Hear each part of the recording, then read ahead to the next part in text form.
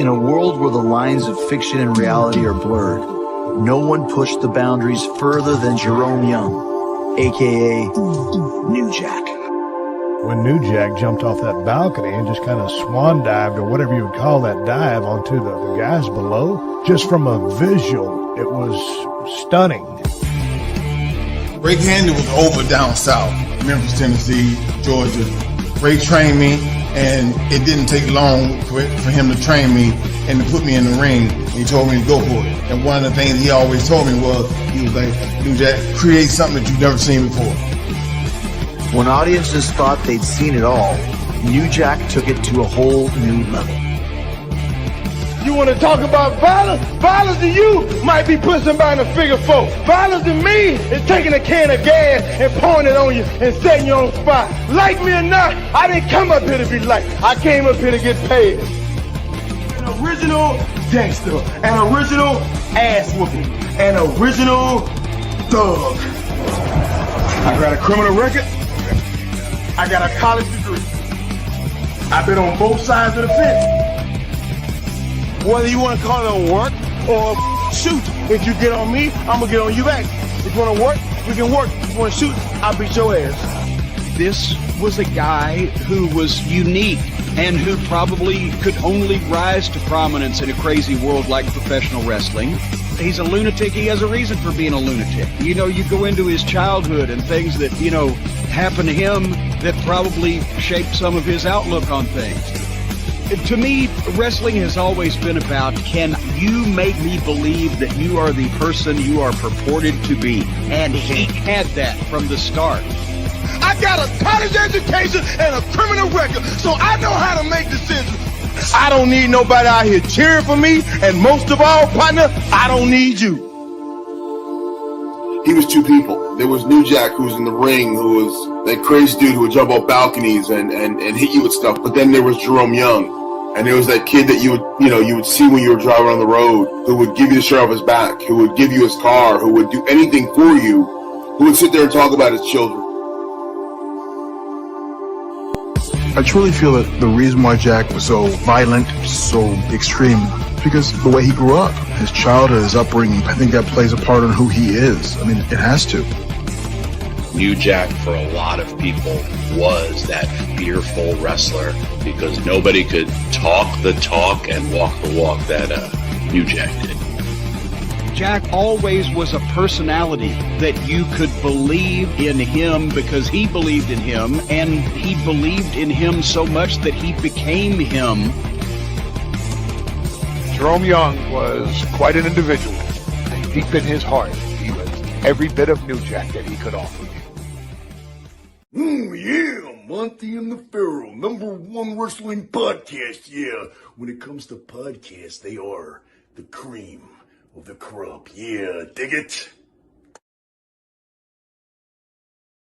We know what you're thinking. Did they fire off 6 fascinating points of interest or only 5? Well, to tell you the truth, in all the excitement of watching and listening to Long Island's #1 wrestling podcast, I've actually forgotten myself. But being this is the Monty and the Pharaoh podcast, live from Indie Music Studios in Ronkonkoma, and the fact that they were talking to yet another champion wrestling star, one of the most powerful and talented performers from the wrestling franchise, and not to forget, well-informed and provocative interview questions asked and answered. It was such an interesting and entertaining hour, the questions nearly blew your head clean off.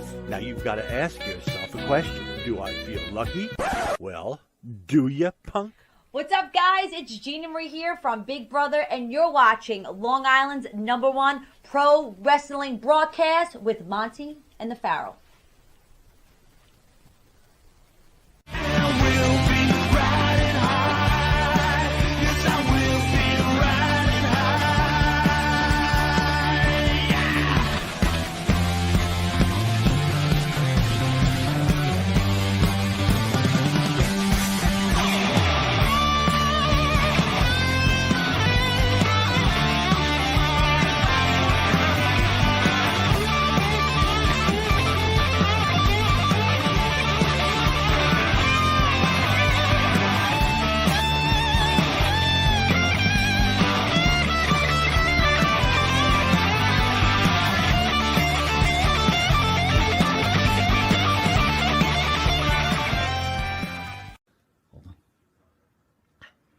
Yo, this is ECW legend All New right. Jack, and you watching Monty and the Pharaoh. All right, welcome back to Long Island's #1 pro wrestling broadcast. Monty and the Pharaoh, only seen here out of Indie Music TV, straight out of Ronkonkoma, Long Island. Straight out. It's another Thursday, and at the board is the super producer, the producer of all producers, known to the fans of Monty and the Pharaoh as Matty Ice. Matty, how are you, buddy? Doing amazing, as always. How was your week? So far, so good. You know, it's been a beautiful outside, so I started going biking again. You Biking? do a little bike riding. Look at Yeah, I you. love Nothing better than some bike riding, man. Yeah, That's for listen- sure. You got a Schwinn or a BMX? What do we tear around the woods in? We tear around in a Schwimmer. And a Schwimmer. Yeah. A Schwimmer? What the hell's a Schwimmer? Is that a Schwinn offshoot? What is that? If anyone doesn't know, Diamond bike. if anyone diamond- doesn't, are we going to stop this conversation What? so I could You friggin' asked move him on? how his weekend was, and he's a bike rider. Yeah, What? we're on limited time. I can't sit there and talk if it's a Schwinn or It something says else. right here we're not. Go on. And that's the start of the show, Mr. Jimmy Farrow. Jimmy, how are you, buddy? I'm fine. Was that quick enough for you? Go on. Hurry up. Listen, Hurry up. I'm not trying Would to. you hurry up? All I'm saying, Oh, time I is don't being want wasted. to go on about a Schwinn bicycle. Unbelievable. Oy. All right, bro. Rough week this week. Yeah. Charles Grodin passed away. Yeah, I'm drawing a bit of a blank for some reason, and I don't know why. Something tells me I saw him in a million things, but I do remember Midnight Run. I do remember that. Classic. Yep, I do remember that. I would have to look at his total list to see all the other things he did, but apparently he did a lot Heaven of Can stuff. Wait. Heaven Can Wait. Didn't they pan that movie when it came out? Now it's classic? I remember there were critics were killing that movie. Great movie. Hey, anyway. At least in the world of Monty, anyway. Siskel and Ebert. Go on. Don Kernodle passed away, and news has it was self-inflicted. What? Yeah. All right, I didn't know about this, so this is new to the Pharaoh. What are you talking about? What happened? I don't know. Self-inflicted means self-inflicted, right? 71 years old, right? That much I think I heard he was sick, so I don't know. Maybe he just decided to call it a day. Any vivid memories on Kernodle? I remember when with Slaughter back in the... Well, so you don't have Mid-Atlantic. I remember Mid-Atlantic. I remember him being a little smaller than everybody else. Okay. Not overly impressive. From what I remember, we didn't really have... Kind of didn't look like a military guy. Yeah. Didn't look like he belonged with Slaughter. Interesting. Yeah, well, I mean, this is my You could viewpoint. say that. You're a military guy. I didn't remember too much of him because, once again, this was before we really had access to Mid-Atlantic television. Well, I was reading about him in the PWI and the Wrestler, Inside Wrestling, things like that. But, he obviously had a nice little run there at one point. And Do you think he had an agent? What, like Eric Sims? No, come on. I don't Eric know. Sims. You said agent. No, like an agent, like a real agent. Oh, I would think so. I don't know. Did they have them back? Or Well, weren't they my whole kind of like point is representing that themselves guy back should be then? fired because they give him a name like Don Kernodle. You ain't making it anyway. You think that was his real name? Don Kernodle. Could you imagine like Madison Square Garden getting filled to go see Don Kernodle? You please, you're picking on this guy. I'm What are sorry. you doing? You're horrible. Even in death, people You go don't for a survive. bike ride. You got to loosen up. Jesus Christ. All right, Hey. and then probably the main death of the week is New Jack, who we had in studio. Can I take a second on this one? Sure, absolutely. Make it quick. ECW was ECW was my favorite company back in the day, and New Jack, of course, was a major face to ECW. Of all the guests we've had in here, and I'm gonna speak for you here because I know you won't say this yourself. My partner's a pretty tough guy, and I remember that when New Jack came in here, my partner was actually a little nervous, and I can't blame him because we didn't know who New Jack was. We knew of his rep, and we knew he was intense. And I'll never forget it. Before we went on the air, I wanted to tell him how much he meant to me as a wrestling fan, all marking out aside, and I wanted it to be genuine. And I happened to catch him before we got on the air, and I told him how much I appreciated him coming down, how much I appreciated his career. And he looked me right in the eye, and it was a genuine thank you. He was a really nice man to us. One of the things I remember is afterwards, he's like, let's be Facebook friends. So when he accepted my friend request that I sent him, I wasn't going to be like, oh, we're friends. Now I can mark out and torture you every day with stupid emails asking you about this, that, and the other thing. I let him be, man, because being a celebrity of any kind can't be too easy. So I was respecting his privacy. All of a sudden, I get a message on Facebook, yo, Pharaoh, are you out there? I wanted to make sure this is you that I friended. And I was like, yeah. And he was just like, loved being on the show, love you guys, blah, blah, blah. I was like, this guy's so nice. It came out of nowhere, but at the same time, when I think about all the abuse that man put through, put his body through for the love of what he did and for the entertainment of you and me, the viewers at home. I guess I can't be too surprised, man, with all the pills and all the partying and everything else. It's really sad. Love you, New Jack. You were one of my favorite people that came through these doors. Rest in peace, bro. And that's what I got for New Jack, man. That was almost Heyman-ish. Was it? Well, that was close to a Heyman. He did the right sign there. too. Well, Heyman loved him. You know, you could tell. That was a good eulogy. You could tell Heyman loved him, and he should. New Jack was gold for that man. You know. I don't know. The only thing I remember is when he was in studio. Cool guy, but I remember when he came in studio, he was staring at me like I was a piece of glass. I'm like, am I going to have to fight this fucking guy? Don't. I mean, seriously, he would not stop staring at me. I'm like, what the fuck are you looking at? He was looking through you. He was like freaking me out. I think he was just sizing you up because he didn't know who you were. Well, he was freaking me out. I know he was freaking you out. He was really freaking. I was texting Farrow. This fucking guy's freaking me out. He won't stop looking. Meanwhile, him and I were ready to hit up the Burger King drive-thru afterwards. Maria Davis says Charles Grodin was from Pittsburgh, PA. Pittsburgh, nice. Pittsburgh, PA's got a lot of big-time names coming out of there. Anyway, I'd like to thank the band that sings this theme song for Monty and the Farrow, our own Jimmy Farrow, along with his partner Park Riggs, make up the band Wisteria Hall. Wisteria Hall sings such great songs as our theme song, Riding High, In My Dreams, This Life. That's a personal favorite of mine. Thank you. Not Far Behind, Here Comes the Rain. Right. You can find their music on Spotify, iTunes. No, I don't think iTunes is around anymore. Is it? Maybe. Who knows? How about Apple Music? Sorry. Okay, that's better. Reverb Nation. And also, please go to Wisteria Hall YouTube page. Hit that like and subscribe. It's only a few minutes, and show the band a little love. Thank you. If you didn't know it, you are watching Long Island's #1 pro wrestling broadcast, Monty and Farrow, only seen here on YouTube, Facebook Live. Hear us on iHeartRadio, Spotify, Anchor. See us on our Twitch TV, Monty and Farrow page. Okay. If that's not enough, tune in to channel 115 every Tuesday from 7 to 7:30 and catch the reduced version where these two great guests will be reduced for a half-an-hour broadcast. Be professionally condensed. Reduced. They will not be reduced. And for early risers on Saturday, 6 a.m. to 6:30, and catch them on Channel 20. That's a few hours from now, from 2 a.m. to 2:30. I have a problem with that show. I can't really stay up. 2 a.m.? That's when I get up. That's perfect. Go on. We'll be right back with photographer, pro wrestler, pro wrestling radio host, okay, baseball executive, okay, music manager and marketing genius. What else you got in there? I'm not done. You serve at the Vatican? What are we talking about here? The author of Matt Memories. Oh, this. One of my favorite books. Absolutely. The original OG of Pro Wrestling Convention. This is the guy. That's fair. That created all the fucking morons we have to deal with on a regular basis. All those guys with the toy belts? I'm going to make some. No, it ain't them. No. Sorry, guys with the toy belts. Who is it? It's all the guys that want to be this guy. Oh, well, that's a whole... Right? Oh, and they try to act like this guy. Well, this guy will be back after this commercial break, along with UWF, WWE, and a surprise guest, Mr. Sonny Beach, right after this. See you in a sec.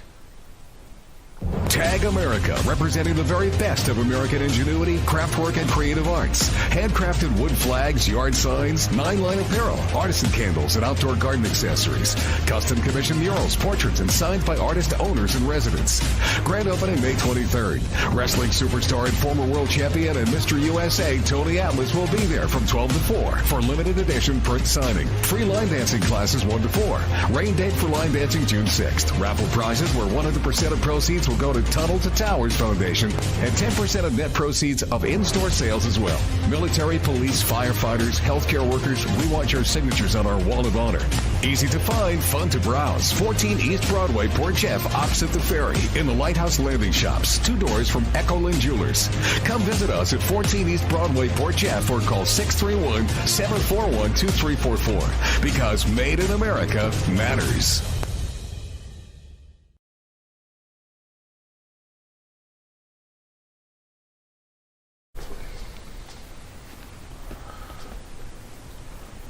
All right, welcome back to Long Island's #1 pro wrestling broadcast, Monty and Farrow, produced out of Indie Music TV here in Long Island, New York. I want to thank our guests, Mr. John Arezzi, author, Mr. Sonny Beach, pro wrestling superstar. Thank you guys for coming in and joining Long Island's #1 pro wrestling broadcast. It's my pleasure. Great to be here, man. Thanks, guys. Thank you. Great to be sitting next to this guy, too. Thanks. Yeah, well, absolutely. Go back a lot of years. A lot of years, brother. I don't want to forget to recognize the birthday of both Macho Man Randy Savage and Andre the Giant. That's right, 75 Andre would have been. Yeah, John, do you have any stories of meeting Andre? Could you share with the fans out there? Yeah, Andre, I knew Andre. Took a lot of pictures of him, but I met him really for the first time in '74. And he was in Los Angeles, and I was out there at the Olympic Auditorium for the Battle Royal and got to meet him out there. But one night, there was a little bar. Andre started working at the Garden. There was a bar where all the boys hung out. It was called the Savoy. It was across the street from the Edison Hotel on 46th Street. And after the show, everyone would go there.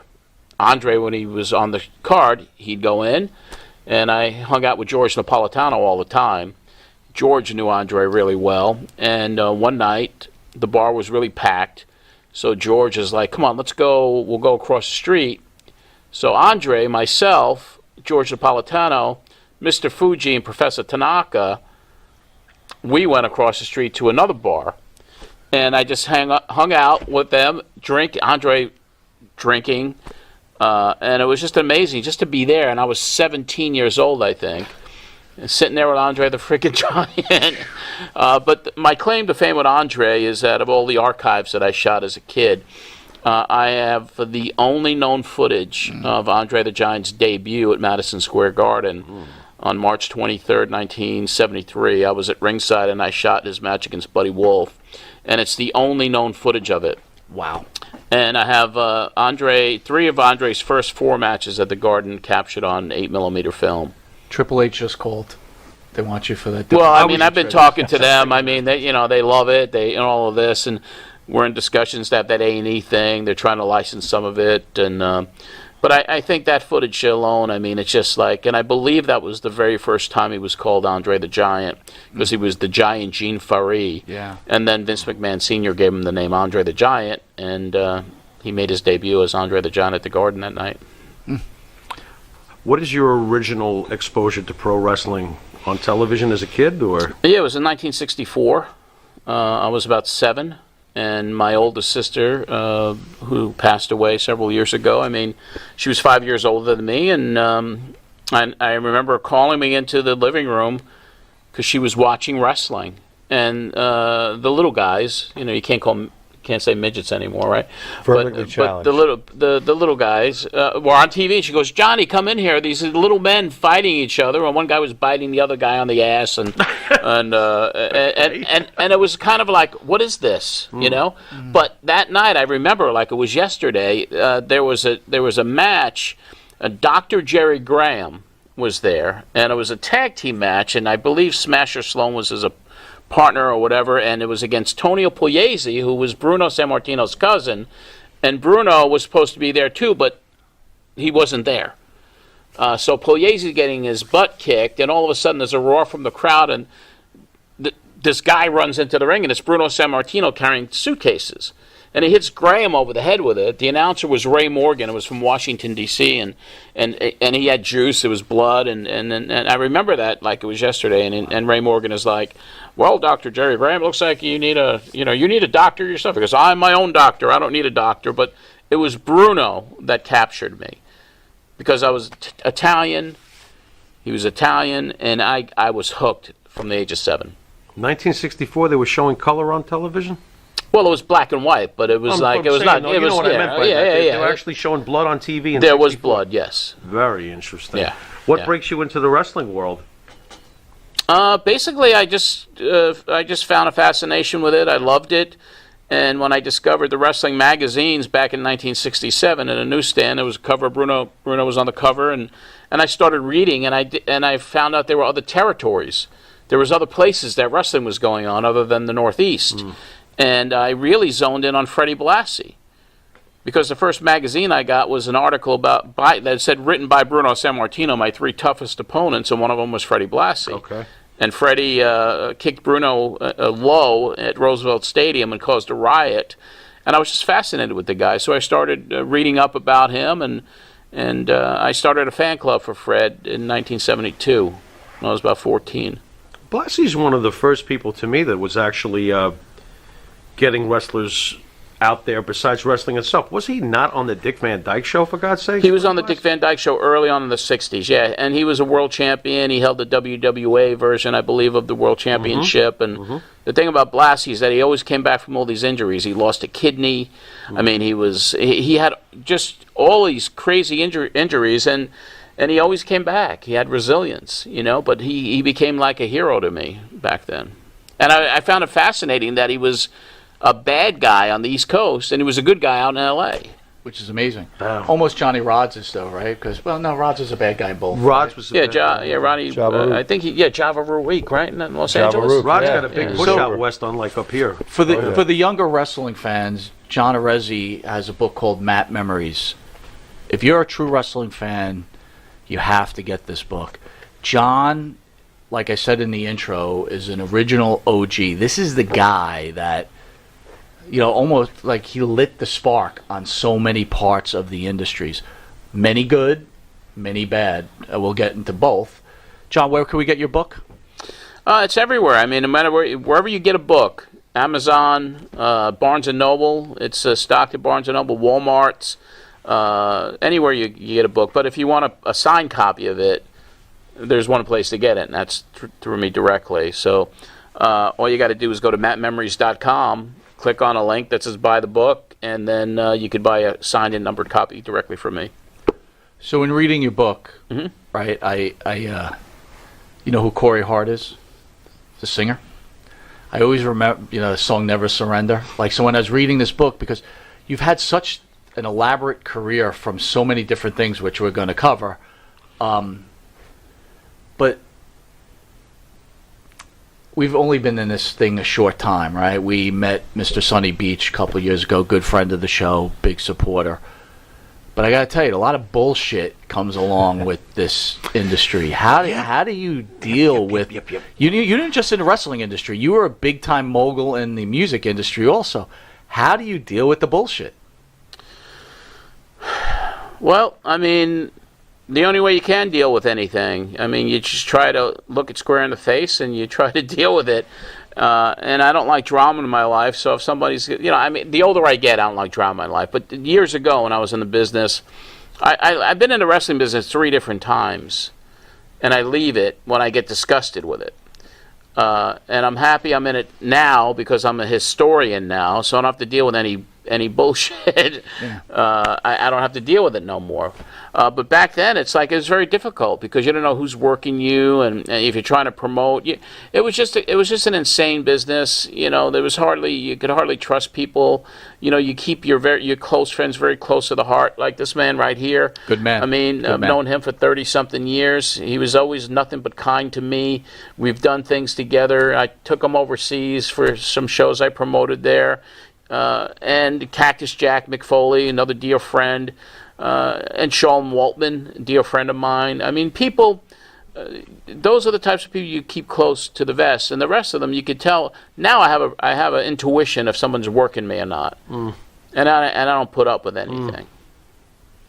But back then, I didn't have the experience. I didn't have I didn't have the confidence in a lot of ways to be able to tell somebody to go screw themselves if they're trying to screw me first. Well, because you were a fan at first, right? And then you found your way, and it gets hard to work through that type of thing. You got wise to it eventually. You want to believe the best in people, you know, and you want to give everybody a chance, but if it looks like shit, smells like shit, it's usually shit. Right. You know? Right. So. And I got to thank a guy like George Napolitano, who mentored me. Great as guy. a young photographer. I had a press pass at 16, and him and Bill Apter. You know, those were the guys that took me in under their wing. Very fortunate to have those guys. I mean, you know, they couldn't believe I was even at ringside. They're like, "Who are you know, George? Who are you?" How'd you get here, kid? But that's another story. That's in the book on how I got that press pass, and that was kind of you talk about an elevator speech. I gave Willie Gilzenberg, who I thought ran the WWF. I gave him this elevator speech. I mean, they had an office in the Holland Hotel on 42nd Street where the wrestlers would pick their tickets up, the photographers would get their press passes, and I was like, I got to get a press pass. And Willie Gilsenberg shuffles in. He's a little old man, and the office was on the second floor. So I get into the elevator with him, and I push floor 18. And as we're going up, I gave him this whole quick elevator speech, and by the time we got back down to the second floor, he said, "Come with me." Brought me into the office. Monsoon and Arnie Skolin were there. Give this kid a press pass, and that was it. Wow. It's pretty smart picking floor 18. Gave you a little time. It was on purpose, yeah. There you go. There you go.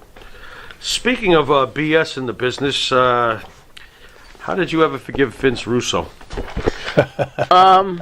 You get older, and you don't. I can honestly say that. My short partnership with Vince, and I brought him into the business. I was introduced to him by, ironically, Jim Cornette's fan club president at the time, Andrew Goldberger from Port Jefferson here. Cornette disowned him afterwards? Well, Cornette just found out about it not too long ago. I brought it up on his podcast. I almost gave Jim a stroke when he found out that kid introduced Russo to me, and I got him into business. He must have loved that. It was pretty funny, but how do you forgive somebody after all these years? I mean, Russo was probably the one person I actually can say I hated. I hated him because of the way we formed a partnership. He went through me like shit through a goose, and he achieved what he wanted to achieve in the business, and he was very ambitious. And he wrote a book. He said some nasty things about me. I think they were inaccurate. I let it go because I was out of wrestling. Well, and then he did a podcast. You had a show that he basically leached into. Well, he came into the radio show. I mean, he came in as a advertiser at first. He had a video store called Will the Throw Video on Middle Country Road in Coram. Okay. And I was introduced to him. I brought him on as an advertiser, and then I booked a personal appearance for him with Honky Tonk Man. So Blockbuster was housing his ass, and you did him a favor? Yeah, Blockbuster was in, but basically he wanted to get into wrestling. He said he had a journalism degree, and he wanted to do a newsletter with me because he knew I had a big fan base. Okay. And he wanted to take the show, which was on WGBB on Long Island, he wanted to take it to a bigger station, to reach a bigger audience, and at that time, you broker your time, you buy the time from the station, so WGBB would charge $400 a week for 2 hours, and then he cuts the deal to go to WEVD, 1050 AM, 50,000 watt powerhouse, but that was about $1,100 a week. Holy cow. And he said he'd put the money up, but he really didn't have it. So how'd you pay for it? Well, he paid the freight in the beginning, and we were trying to get sponsors, and then he saw wrestling as more entertainment, and I was knee-deep covering the scandals at the time. That's the steroid scandals, the trials, and that we're was gonna get right. to that next. It was June it was right in the middle of the sex scandals, and we just didn't gel. We split up very publicly, and what really brought me back into wrestling. Here's the ironic part of all of this, is that when he did a podcast called Truth with Consequences in November of 2018, he had said some things about me on that podcast. Can you share what he said, though? He was just saying I was a guy that lived with my mother. My mother. He was getting shticky with the whole thing. He was like saying how he got his start, and I was this guy and con guy, or whatever he was saying. And I heard it, and I was like, that's enough, because he challenged anybody who ever had a problem with him to confront him. And after I heard that podcast, my nephew sent me the link, and he says, "Uncle, Vince Russo's saying things about you." And I reached out to his producer, and I says, "I want to talk to Vince." And we did it. We did a thing on YouTube. And I said, "I'll do this as long as it's not a sabotage, as long as we treat each other like gentlemen and we speak about our differences that happened 20-something years ago." And we did. And he cried. I mean, I made him cry. He literally cried? Yeah. He's an emotional guy, that Vinny. Well, I mean, because I said, you're the only person I really ever hated and despised, and I don't use that word lightly. Good. But I forgave him. And there were things about him that I maybe not acknowledged. I didn't know he was going through a lot of financial issues at the time, and he didn't know what was going on with me, but he wanted to go in a direction of entertainment, and I wanted to cover it as a journalist. Wait a minute, though. I don't know if not having any money gives you the right to take advantage of someone and use them to the best of their ability. You know, I'm going to say it again. If I knew you back then, that shit would have never happened. It would have never happened. Well, you guys, Vince Russo would still be picking up the fucking garbage on the street right now. You get smartened up after a period of time, and that's one of the reasons I left wrestling too, because I just couldn't. There was a lot of things going on. Yeah. But I mean, you know what? At the end of the day, and I could look at and today it's I know a lot. He's very polarizing. You hate him, you love him, or whatever. But I don't have any hate in my heart for Vince Russo anymore. I don't know if he's changed personally. All I know is that we talked this thing out. I went to Colorado for the holidays to visit my family. I got together with him, with my nephew, and we have an amicable relationship today. Because I don't want to be enemies with anybody. That's fair. But that's it. I mean, it's not like I will not, I won't do business with him. He said he could help me or whatever. And I just let him live his life. I have an amicable relationship with him. I don't hate him. I don't hate anybody in my life. With things cleared up after you had that podcast with him, where he cried, was it good after that? Yeah, it was good. It's been good since then. Wait a minute, hold on. You don't hate that guy, Dr. Mike, the vice president of No, I your don't hate Dr. Mike. Mike is a peculiar guy. He's always been a peculiar guy. I've had my history with Mike Lano, and I brought him into wrestling in '73. Another he was a pen pal. Hold on, another fraud. This list is starting to get... Hey, listen, I'm responsible for a lot of things. A lot of frauds out there, pal. A lot of frauds. Well, the main thing, the wrestling conventions and the talk shows. I mean, that's where John really made his mark, especially on Long Island. But I brought in some interesting characters. You brought in some great characters. By the way, Jay Butler out there says, rip Paul Mooney. He's exactly right. I didn't forget Paul Mooney. He passed away. Great comedian. Oh, my God. Wow. And another guy with a great career. Absolutely. So, John, my first experience with you was, Pro Wrestling Spotlight. Okay. And then, then you appeared on Dark Side of the Ring, that UWF version of it, right? Mm-hmm. I'm like, oh, shit, that's John Arezzi. But the one thing I remember was you on the Donahue show. Mm-hmm. We had Lee Colin, the brother of Tom Cole, on the show. Recently? Earlier this year. Okay. A few months back. Really nice guy. Yeah. But I have to ask you, what did you really know about the Ring Boy scandal? What did I really know about it? Yeah. I knew Mel Phillips. Okay. I knew Mel Phillips since I was a kid, 16, 17, and developed a friendship with Mel at the time. And he was odd, Try anything on you? No. If he did, he wouldn't be here today. Well, he's not here today anyway. He passed away. But right. But I mean, what happened with Mel? Mel was in the business. He was he worked for the State Athletic Commission of Pennsylvania. He was backstage. Bless you, sir. Thank you. And basically he was a kind of a, as I got to know him more, I sensed something about him. Mm-hmm. And I didn't like what I sensed about him, because he was always fascinated with young guys at the time. So, and Mel spent some time at my house on Long Island. I was a teenager or whatever, and he spent some time with me, and I'd go to Philadelphia, and he was in the backstage area, and he. One night, I guess we drove with Stan Hansen and Bruiser Brody to TV tapings, and then he had there was a hotel, and there was called the George Washington Inn, and he wanted to share a room, and I wouldn't do it, but he never tried anything on me. But the thing is like there were allegations about him, and people knew that there was something going on with him and younger guys, and it was not taken care of well before the 90s but scandal. I want to make something clear. Out of Tom's own mouth, right? Well, actually not Tom, out of Lee's mouth, I apologize. Tom was of age. Mel approached him for a sexual advance. Tom turned it down. went and slept in a van, and he was terminated a day later, a week later. I at the time. What do you mean? Tom was terminated? Yes.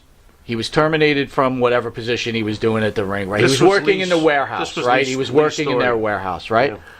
So here's my problem with the Ring Boy scandal thing.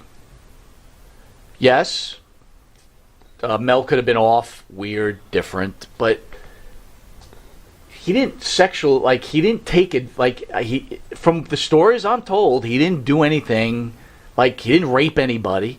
I mean, since when is it illegal to ask someone, hey, John, I like you. Would you like to have a drink? Let's go on a date. I don't think there's anything wrong with that, right? And Tom was of age. Let me tell you something. When he used to hang out with me on the island, and I'm not even going to. There were some kids who were in the neighborhood that he was fascinated with. Like young kids? Yes. Okay, understood. Like under 10, 10, 13, or whatever they were. Right. And every time he'd even see me, and he'd mention their last name, how are those boys doing? And he would come, he visited me at college a couple of times. And one of my best friends, all of a sudden, Mel would be wrestling him and putting him in a toe lock and shit like that. I mean, it was just kind of weird. So that's okay. So that's a different situation. Yeah, it is. I don't know that part of it. I think, and I knew, and the reason I started backing away from Mel back in those days too is every time I seen him, he was with a bunch of young kids. Always with these kids from broken homes, and So if anyone, I'll go to.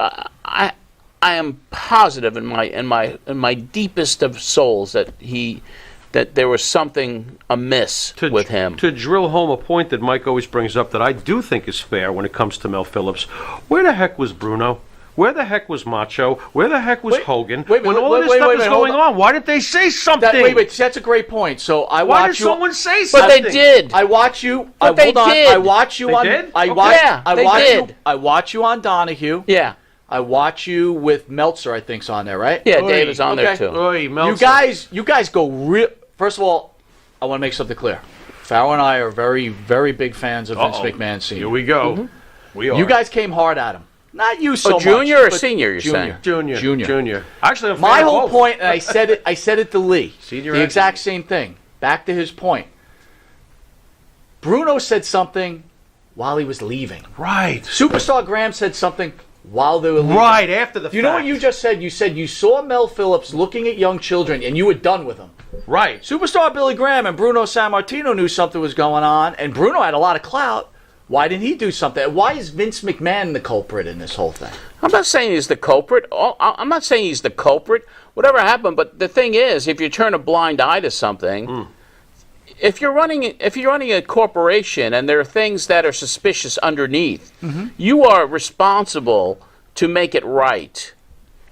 Exactly, just like a security guard company, you got to hold people accountable for their actions. Didn't a guy like put somebody out there? This is why I'm smart, though, because I knew you were going to say that, Sonny. So here's the deal: you've got guards that work for you. Exactly. If they see something wrong, they're coming to you as the boss, right? 100%. They're going to let me know right away what's going on. Sammartino was on Donahue. Sammartino was on Larry King, and he didn't do anything until he left. To go further, Gorilla Monsoon, who always had a lot invested in the company and was Vince's right-hand man, he's cracking jokes about Mel live during matches. He knew. How could Gorilla not do something? Well, it was more. Was it Mel or was it the other guys? It was definitely aimed towards that whole group. That's the thing. That's what makes it really. That's what makes it really. How can I phrase it? It was covered up. It was they were enabled, whatever. Right. I mean, there was nothing. Right. There was no. Right. I was there in '88 when all that stuff was going on. Okay. And I saw all the Ring Boys and Mel Phillips. And did he tell you looked mighty cute in them jeans? I mean, no, he wouldn't say that to me. There we go. Crack him up. So you saw it going on? I saw some of the stuff going on. So I'll ask you, sir. 100%. Why didn't you do something? I didn't know. I was a new guy on the block there. I didn't know what was going on. I didn't know the pecking order. I didn't know the ring boys, the ring crew, the people selling the merchandise. They were all, together, riding around from town to town, setting up the rings. I didn't know that stuff. Right. Gorilla Monsoon's son, Joey, Joey, yeah. he was with the ring crew too a lot of times, and riding around with the guys too. But I know he wasn't like that at all. But some of the stuff, people say, watch out for this guy, and they wouldn't say nothing, but then they would tell you, just you make your own assumption, and you could tell when somebody's I gotta laugh. John's like, "Oh, I'm coming in for another friendly Hey, interview." I don't care what you ask me. I'm just going to tell you what I think and how I feel. That's good. I love If you it. read the book, it doesn't matter what way you slug this guy. He's going to get back up. Read this book. Fire away, man. Fire away. No, listen. Can I fire away? Fire away. My man, superstar Billy Graham. Listen, and I know you'll appreciate this. We grew up watching him. He was one of the first early guys that we were very enamored with. He was amazing during his time. What the hell has he turned into? He's completely insane now. The things he said, he's a flat-out liar half the time. He's very bitter. I mean, what about his deal with exposing steroids? Then he said years later he lied about that. Then years later he's taking Vince's Hall of Fame induction. Then the next day he's selling the ring and calling Vince a piece of shit again. What's up with Superstar Graham, according to you, John? Well, I wish I could be in his head. I knew Billy Graham in the 70s. I was in the car with Billy and George Napolitano when we took him to get his New York State Athletic Commission license the night he made his debut at Madison Square Garden. I've had dinner with Billy Graham. Okay. I covered the trial that Billy Graham was a part of. Billy Graham was on my Pro Wrestling Spotlight radio show. It was in March of 1990, and that's when he spent an hour talking about what steroids did to him, and that's what kind of set me off. Once I found out what was going on, and he was saying that 90% plus of the guys were on it, and this is what happened to somebody who's been on it for years. So, but what happened to Billy? He played back and forth, right? He hated McMahon. He loves McMahon. He hated McMahon. This and that. I mean, only Billy can answer that. I mean, Billy probably didn't save his money. Billy always was looking for an angle later on in his life. Knowing him all those years ago, he was a trendsetter. He was the father of the steroid era in pro wrestling. By the way, I want to tell the fans that interview you had with Billy Graham actually started the ball rolling, which almost destroyed the life of Vince McMahon Jr. Correct? I don't know for a fact of any of that. All I know is that when Billy did that show, and there was so much that came out about it. The newsletters all transcribed it, wrote about it. There might have been a federal investigation with Sarah Harrion at that time. Who knows what was going on? But the coverage that I did during that time period was making light and bringing to light things that were going on.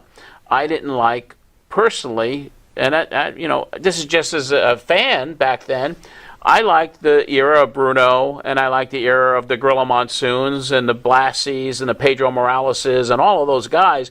I left wrestling, I come back, and everyone was like, it's like cartoon characters.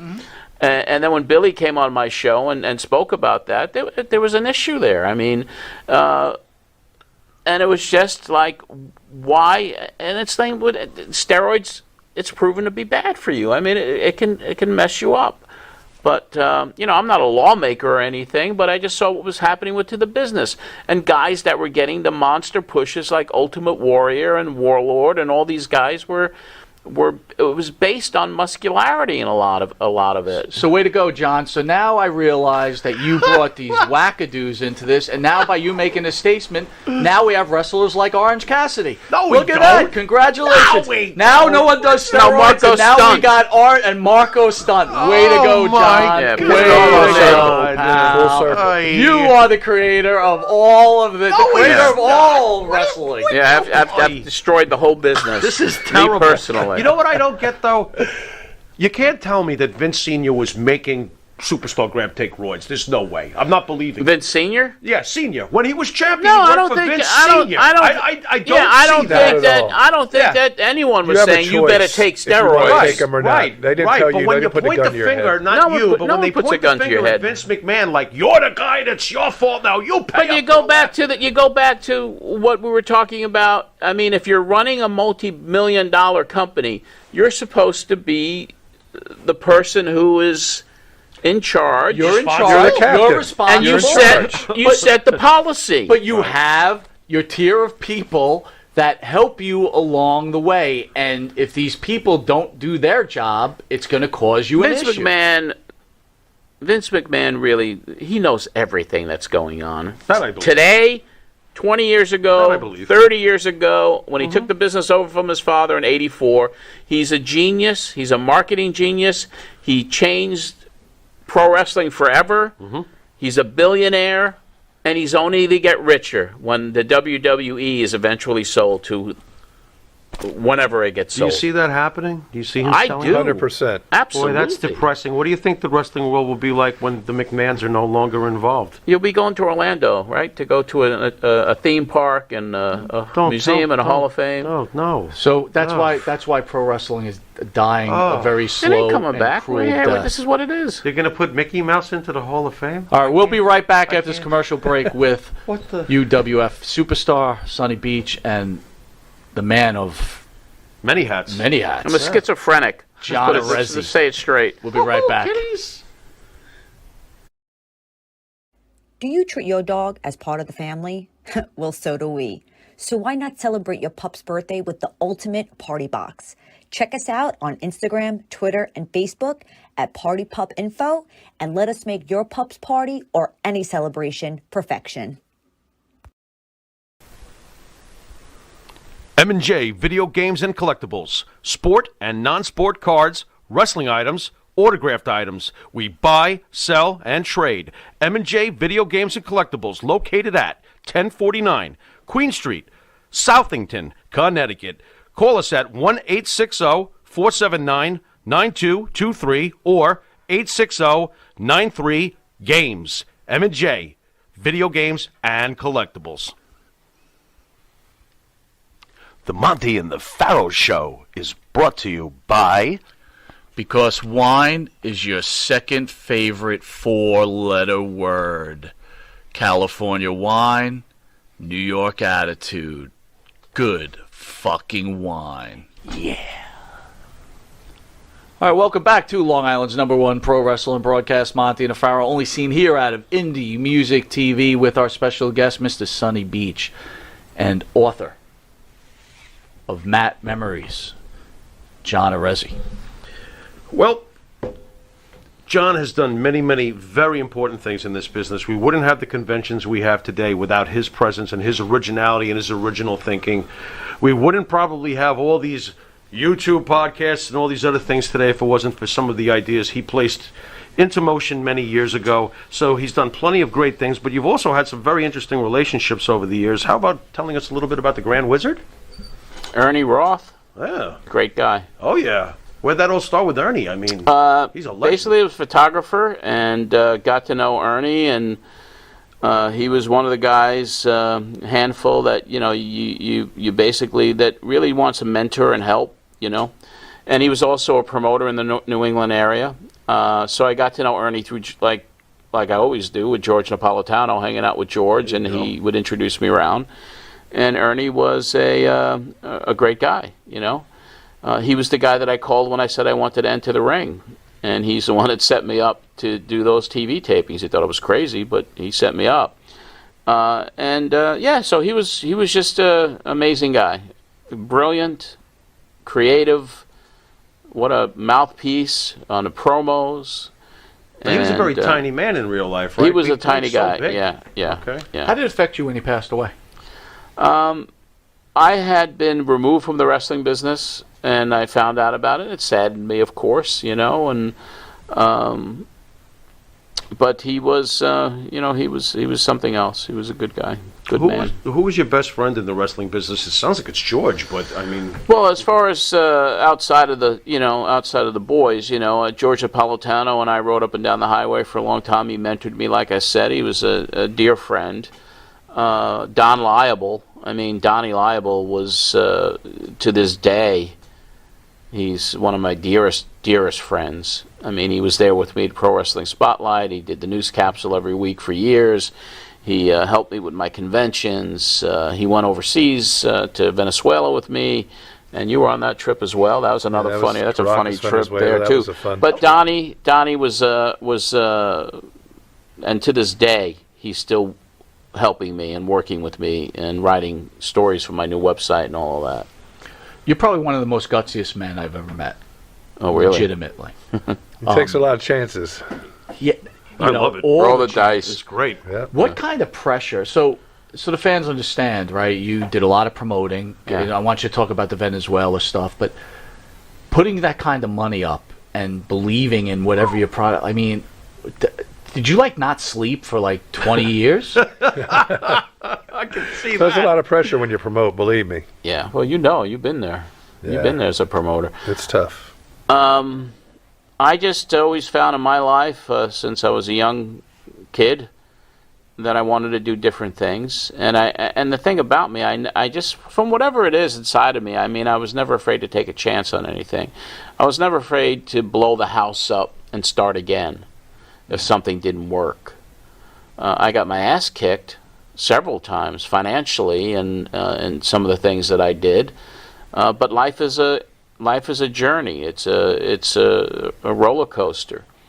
And what I learned from wrestling, it smartened me up in many different ways, and it made me excel when I left wrestling and got into radio advertising and country music marketing, because I knew how to handle people, and I could sense when someone was bullshit. Yeah, in a way. But the thing is, and the other thing about wrestling, and the reason I excelled as much as I did in Nashville, I really feel that the wrestling business, towards the latter part of that run in the 90s, I didn't like who I'd become. And when I left it, when I got out of it, and that was it, I basically... I was given an opportunity to work at a radio station here on the island, and I said, really, from this day forward, I am going to change the way I do business as an individual and as a person and as a man. I will always underpromise and overdeliver to people. I will never take advantage of anyone. And I changed that about myself, and my life got better every year since then. Because if you do the right thing by people, karma is very important in life. Yeah. And there are some people that can travel through the life's journey and take advantage of people every step of the way. And some of them can sleep at night, some of them can't. All I know is every night when I go to bed, I can go to sleep because I know I'm doing the right thing with people that I do business with. It just made me a tougher individual and perceptive. And I don't do anything I don't enjoy. So if something I'm doing is not giving me pleasure and joy to do anymore, I'm getting out. I'm going to find something else that I like. And the reason getting back into wrestling has been so good right now, and I'm enjoying it because I'm a freaking historian now. Right. And so I could capture that, try to bring that history out to people. And that's just kind of it. But if I get sick of wrestling in a year from now or 2 years from now, then I'm freaking gone again. Let's go Mets. I know I know the answer, but let's just play a little game out. We're going to go into DeLorean. If you could go back in time, DeLorean. and go back when you were with Russo, and if you maybe would have been a little different, maybe you could have been the Vince Russo that ended up working for the WWE. Did you ever think about that? And did you ever go, I wish maybe I would have done that? I always, back then, I would have loved to have been a part of WWF, if there was a role for me as an announcer or something like that, as well as WCW. But I was almost fucking 400 pounds at the time, too. Who's going to hire me? I mean, that wasn't in the cards back then.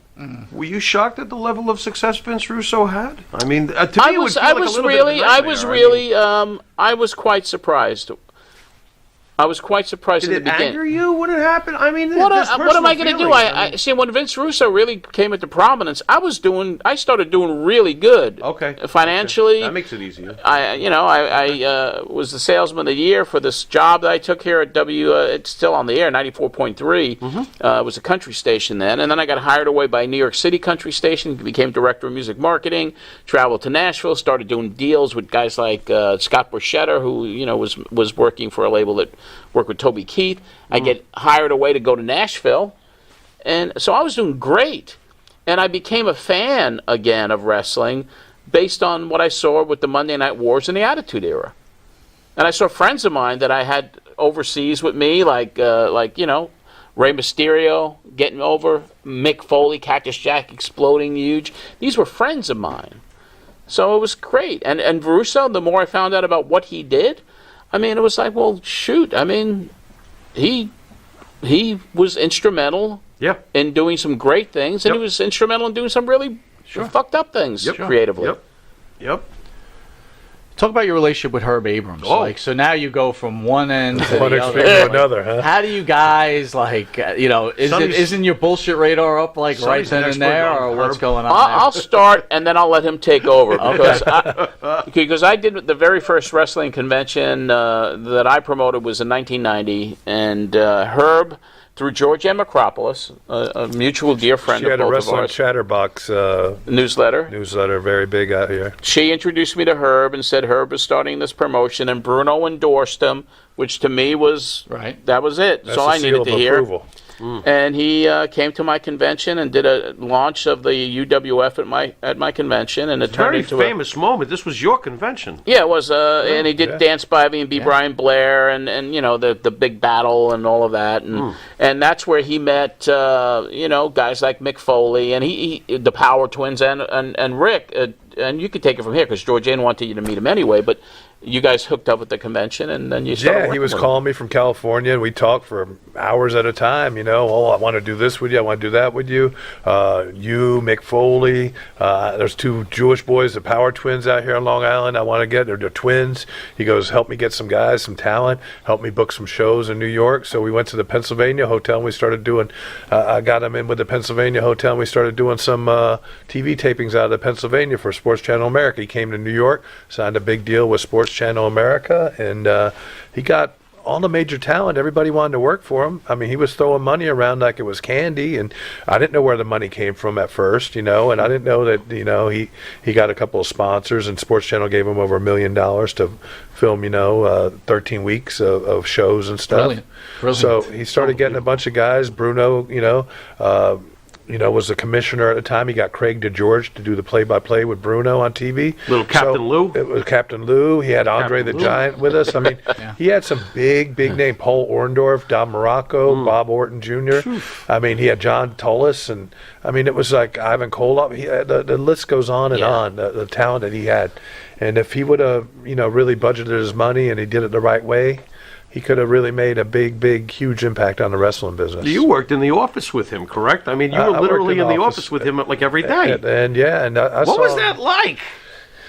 Did he really show up naked half the time, covered in white stuff? He wasn't naked and with white stuff all over him. Once in a while, he'd go out and he'd go on binges. Once in a while? Well, he didn't do it around the office all the time. That one night when he died, he did it there. And maybe when we weren't in the office after work, maybe he did it. But he wouldn't do that around me because I didn't partake in any drugs or anything like that. So I'm a family man, and I wasn't really involved in that. And he knew that. Yeah. So he respected me enough not to do that. That's probably why he had you in the office. Probably. We would get work done when I was in the office. Delegating, We were trying to book some overseas tours, at the time of his death, and he was trying to get up, find more money and try to syndicate shows overseas. So, I mean, John will tell you. I mean, we did shows for him at Plain Edge High School. Me, Mick Foley, Bob Orton Jr., Paul Orndorff. I mean, it was like a WWF, card there. Yeah. Lanny Poffo was there, Boris Zukov, the Conquistadors, the Power Twins, Tony Atlas.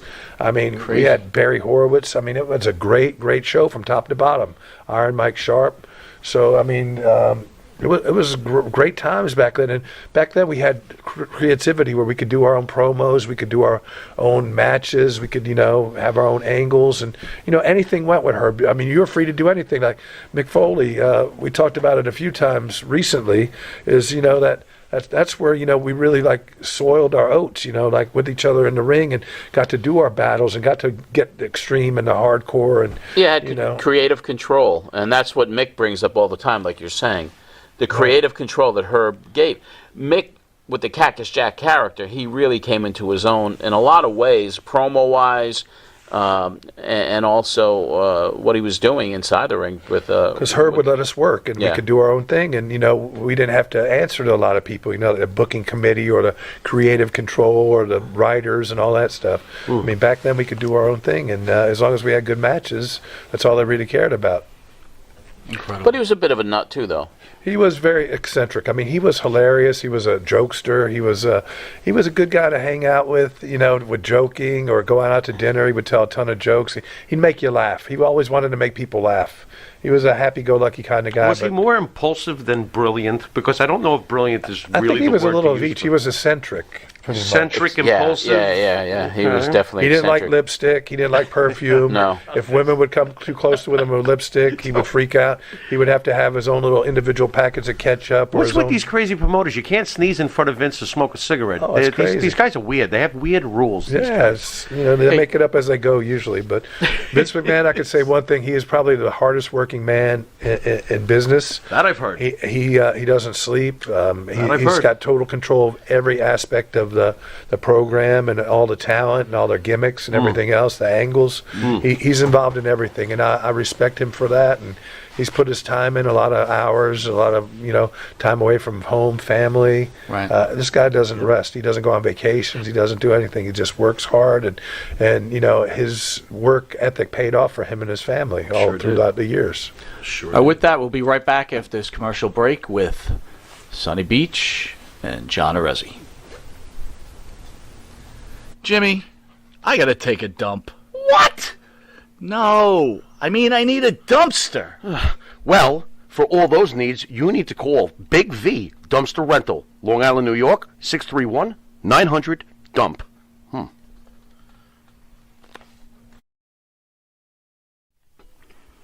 Elm Logistics, for all your logistic needs, call 631-299-3595. That's 631-299-3595. Elm Global Logistics, pride, performance, and partnerships. And Nitro's Garage for all your automotive needs. Call 646-675-2349. That's 646-675-2349. For all your automotive needs, Nitro's Garage. Ask for Jack. All right, welcome back to Long Island's #1 pro wrestling broadcast. Monty DeFaro, only seen here out of Indie Music TV, here out of Long Island. On the couch is UWF and WWE superstar Sonny Beach, and for this present case, author of Matt Memories, John Arezzi. John, we were fortunate enough to be able to dine with you in a very nice restaurant. Thank you, Sonny. Down in our lovely Northport. And we did get to meet your nephew, who you've mentioned in your book in great detail. Can you tell us? I dedicated the book to him. Yeah. Can you tell us about your nephew, Dominic? Dominic is the light of my life. I mean, since the age, I never had children, unfortunately. I mean, you might have some of the Philippines, though. I may have. You already run the might have some of the Philippines. I don't Possibly. Yes, Little Big Pork Barbecue. Little Big Pork Barbecue. Little Big Pork Barbecue. There you go. Pork barbecue. But my nephew Dominic is he calls me Uncle Genie because I granted wishes, Oh, okay. And I spoiled him, but he's a brilliant kid. He is going for his master's degree now. He works very hard. He's a responsible, respectful young man. And we've had a lot of adventures together, from our travels seeing the New York Mets. We go to spring training every year in Port St. Lucie. That's our sabbatical. And he is a fine young man, and he's going to do great things in his life. And I'm very, very proud of him. Very proud of him. And you could see the special relationship you have with him, and what an outstanding young man. It's a bond. For sure. I mean, it really is. Family's everything. Yes, family's everything. So for the fans out there, John's been around. He's got so many great things. What a library of stuff, like videos he was showing us. What is your most cherished treasure? Of the archives, I really have to say it's that Andre the Giant match. Huge. I mean, that's kind of the jewel of my archives, I think. But it's hard to choose. I mean, I have 10,000 pictures. I have videos. I have films from back in the day. I mean, there's not, the Andre thing is just because it's so rare, and no one has any footage of that match except for me. I mean, WWE salivating for that, because I can't see how they would not salivate. I think it has a value to it, and like I said, I had a few discussions with them over the past few years. They're playing hardball. I think they're going to come for that thing. They will. I believe that. My treasure. I want to have the pleasure to show the fans out there your wrestling match with the American Dream, Dusty Rhodes. This is Mike's favorite all-time match. He called me earlier today. I love this match. His favorite all-time match. He's replaced Morocco. The Pharaoh is going to run some play-by-play. I am. I can't see. I'm going to step out. Dusty Rhodes was one of my favorite wrestlers. Are you going to be able to run it? To see him and John. All right, so it's be a second play-by-play. So keep talking to them, and it's going to come on, and then you guys can talk about the match. All right? Well, guys, why is water wet? Keep talking to them. Where are you going? Oh, it's going right off the rails. Ay, vez mea. Sonny, how about you with the BS level in the business? John is. By the way, I agree with you, John. There's things about this business that will absolutely break your heart, burn you out, make you question your own sanity. I've gone through a little bit of it myself. How about you, Sonny? Did you have to go through anything when I came into the business, I was a big fan. I was a big mark. I loved Dusty Rhodes. I grew up in Jacksonville, Florida, so the Florida territory was huge for me growing up. I grew right out of cartoons, right in Saturday morning, right into wrestling. And with Dusty Rhodes and the Briscoe brothers, Mike Graham, Steve Kern, it was like awesome time to be around. I saw Andre the Giant when I was probably 1977, 78, Jacksonville Coliseum. I was in awe by his size. Harley Race used to come in and defend the belt against Dusty or Briscoes or whoever it might be, and they'd have super cards down there all the time. So I was in love with the business, throughout, probably 5th grade all the way up to my adult life when I got in the business. And Dusty Rhodes was probably one of the main reasons I got into the business, because I was so entertained by him. And there he is. I'm looking at Dusty on the screen right now. John, how on earth did you get yourself into the wrestling ring? Dusty's approaching the ring. We got the legendary Gary Michael Capetta on the announcing here. How did you get in the ring with Dusty Rhodes? How'd that happen? Like I've done, I kind of bullshitted my way in the ring, really. I wanted to give it a shot. I've been covering wrestling. I ran for Blassie's Fan Club. I was a photographer, a writer. I ran a little talk show in Boston on College Station, and I said, I wonder what it would be like to get in the ring. So I was able to navigate that and tell everybody I knew what I was doing when I did not know what I was doing because I had no training. But I did it, and now I could look back at it and laugh. And you didn't get injured? I got injured because Dusty got very stiff with me with the elbows, because I didn't know what I was doing. And when I got him in the corner, I started hitting him on top of the head, which is kind of a no-no, and stiffed him with a little bit of a knee. And then he whispered to me as he held me by my hair, and he basically said, I got to teach you a lesson. And the bionic elbows on top of my head they riveted me. They just sent this, I didn't know where I was. Unbelievable. Now, we're watching this right now, and I'm not much of a play-by-play guy, but it looks like you're double-teaming the American Dream. Yeah, now I get him in the corner, if you look at that. And then when you see when I run after him to attack him, that's when he grabs me by the hair, and he shakes his finger, and that's it. Here we go. It's the bionic elbow. Put some hot times on John Arezzi's head. But it was, I could say I wrestled. You could say you wrestled the American Dream, Dusty Rhodes. You could say you were. I never worked Dusty, so you got. Oh, the two of you just met minds. There we go. You take aspirin after that shot? Hey. Well, I didn't even know how to go into a ring rope. I didn't know how to do a body slam. I didn't know how to do anything. How did they let you in the ring? They didn't know. I didn't know what I was doing. Well, GJ just said, screw it, go for it. Well, because I was introduced by Ernie Roth, and it was just kind of like, and they knew me when I showed up, though. They were like, that's the photographer. Unbelievable. All right, guys, let's move on to the Tag America event, if I can get to the right page, because Pharaoh never knows where the hell he is. We got the tag event going on this weekend.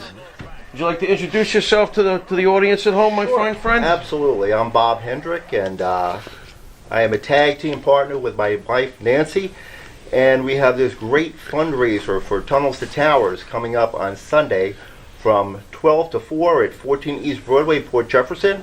We have Sonny who's going to be there, we have John, and we have Mr. USA Tony Atlas.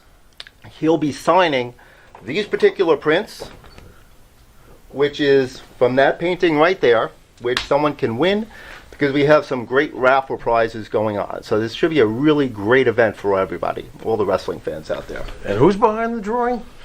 Who's behind it? Tony Atlas, Hulk Hogan, and we painted that, and Tony's going to sign it, and that's going to be raffled off. Alrighty, folks. Well, I'm going to buy some raffles. I know the raffles are what, $10 each? The raffles are only $10 each. I can't believe they're that cheap. You should raise them up to $20. You know what? You're absolutely right, because that painting is valued at $3,500. Wow. So someone's going to be very happy, come Sunday. Well, I'm going to buy $100 worth of raffles myself because I like that painting. That would look nice in my gym. The press heard round the world, I like to call it. Oh yeah, that's from Shea Stadium, 1980. Hey, Monty, you out there? You got anything else to add to this this fine festival over here? I'm going to sit between the two boys. He's going to sit between the two boys. All right, don't get all Mel Phillips on them. In Port Jefferson, right? So what could people look forward to when they come to the event, to your facility, and what else is going on? Well, we have, it's going to be country line dancing there, too. Yeehaw! Okay, and 96.1 My Country will be there. WJVC. Doing a live remote from 12 to 2 p.m. So it's going to be a lot of excitement. And Tag America basically is like an all made in America store. Nice. Our emphasis is on God country and, the best country in the world. God bless the United America. States of America. There you go. And artisans across the So country. every raffle that people are going to put that money, is 100% of that going to Tunnels? 100% Tunnels to Towers. So I think the fans, even that aren't in the state of New York, need to know what Tunnels for Tower is and what they do for people. The Tunnels to Towers was actually set up after 9/11 when one particular fighter, Stephen Siller, was running through the tunnels to get to the towers. He made it there. Unfortunately, did not make it out, during the attack on 9/11.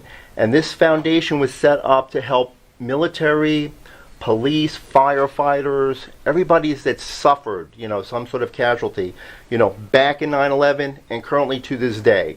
Just as that policeman a couple weeks ago, they paid off his house, the mortgage for that. It's from East Northport. That gentleman, and it's 93% of the funds that is collected by this organization actually go to the families.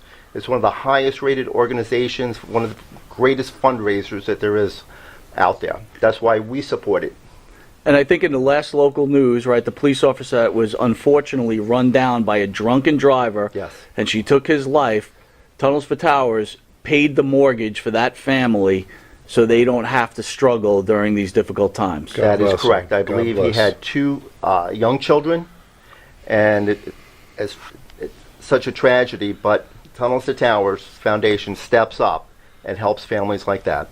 So I want the fans out there to realize again that at this event, Mr. USA Tony Atlas will be there. He'll be taking pictures, doing autographs. UWF superstar Sonny Beach will be there, taking pictures, signing autographs. The OG of professional wrestling, the man that lit the fire, also a music genius. And Yes, sir. one thing we didn't cover, Yeah. he was an executive for the New York Mets. Hello. Right? Big pork barbecue. And would you stop with the big pork barbecue? This poor guy. This guy is an icon in the business. He will be there signing, which I got to tell you, for wrestling fans, Matt Memories is a read you don't want to miss. If you're old, thank you, new school, I'm telling you, Farrell and I discussed this book. It's like this painting. It rules. It is like It this rules. painting. There you It is go. an incredible book, and like I said, this guy's life. We'd all be lucky to have this dude's life. This is for sure. So I want to end the show with what we call the Pharaoh's final question. The Pharaoh looks in his mind, and he's going to ask you his final question, John. Oh, yeah? All right, John, here we go. Yankees and Mets. Just kidding. Yankees. I'm just kidding. That's If there funny. was anything you could change over the course of your very, very diverse and interesting paths you took in your life, what would you change? Anything? I think if there was one major thing I'd change in my life would be in 1981 when I walked into a bar while I was working for the New York Mets in the minor leagues. Okay. And a band took the stage, and the female lead singer in the cover band was Patty Loveless, who I then wound up quitting my job with the Mets and then taking my whole career trajectory because I wanted to work for the Mets, and I went into the music business. Right. If I didn't go into that club that night, I'd still probably be with the Mets in some capacity. I mean, I wanted to call my book "I Should Have Stayed in Baseball" because that has been the true passion of my life, even more than wrestling in a lot of ways. I love the Mets. I love baseball, and that changed my entire career direction. It's always a woman. Did the Genie promise Dominic a World Series title? Because Genie, be careful. Did I promise Dominic a World Series title? Because I know he says you're the Genie, so I mean, has he asked for There's another... no Genie that's ever going to put enough magic dust on the Mets to make them a dynasty. I had to check. The Mets find a way to break your heart in a different way every year, and this is no exception this year. Yeah, I'm a Jet fan. Tell me about it. The Jets, too. So again, where can out-of-towners get the tag event raffle tickets for the picture? Okay, they can call 631-741-2344, 631-741-2344. Contact you guys. We can work it out there. We want to make it as simple as possible, and just let everybody know this particular painting, whoever wins it, it doesn't matter where you are. You can be in Big Sky, Montana. We will personally ship this to you at our cost to make sure that you will get this unbelievable painting of the press heard around the world. John, where can people get your books besides Sunday at the tag event?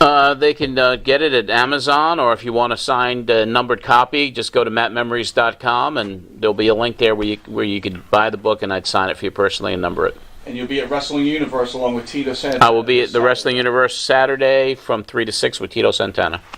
And Sonny, where can people see you? This Sunday, I'm going to be at the big tag event out in Port Jefferson. Me and Tony Atlas signing autographs with John Arezzi and telling stories, kissing some babies, shaking some hands, and hopefully we sell a ton of raffles for this awesome Tunnels and Towers, foundation and charity, and they do a lot of good things, and I'm so proud to, be associated with this event this weekend. So wrestling fans, come out, have a great day, meet some people, shake some hands, and do a good thing for charity, good thing for Long Island charity. And New York Monty charities. Farrell, I want to say we're proud to have a sponsor like Tag America. We are honored to always have the great pro wrestler, great human being, Sonny Beach in-house. And John Arezzi, thank you for giving us the honor to be able to interview you and giving us the respect to have you on this show. And I know I could speak for the Pharaoh in this case. You have lived a great life, and it's well-deserved, and you're a good human being. And thank you. We really appreciate you taking the time. And thank you for asking me to be here. Thanks for coming down, John. I love your book, and your story is very inspirational to the Pharaoh. So, thank you. You've been watching Monty and the Pharaoh, and until next time, later.